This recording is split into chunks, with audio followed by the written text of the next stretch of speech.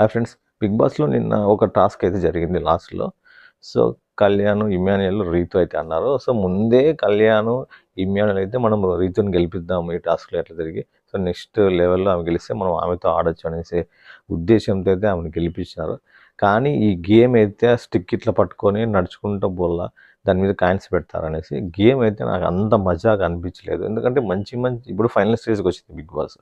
Games మంచిగా ఉండాల, games చూస్తే ఇంట్రెస్ట్ రావాల చూసే వాళ్ళకి కూడా.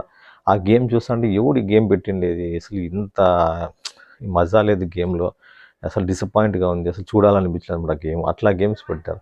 ఏదన్నా కొట్లాడుకున్నా, ఏదైనా ఫైట్ చేసినా ఆ గేమ్ చూసే వాళ్ళకి కూడా ఇంట్రెస్ట్ ఉండాలి. అసలు ఇట్లా చిన్న పిల్లలు ఆడే గేమ్స్ పెట్టేసి ఇది టికెట్ ఫినాలే గేమ్స్ అంటే అసలు చూసే వాళ్ళకి ఏం పెద్ద ఇంట్రెస్ట్ అనిపించలేదు. ఇప్పటికైనా నెక్స్ట్ గేమ్స్ అయినా కొంచెం మారిస్తే, కొంచెం టైట్గా ఉంటే, ఎపిసోడ్ ఉండేది ఇంకో 2-3 వీక్స్ ఉంది, చూసే వాళ్ళకి బాగా అనిపిస్తుంది. సో గెలిచినా కూడా ఇతను పర్ఫెక్ట్ ఛాయిస్, ఇతను గెలిచినాడని అనిపిస్తుంది.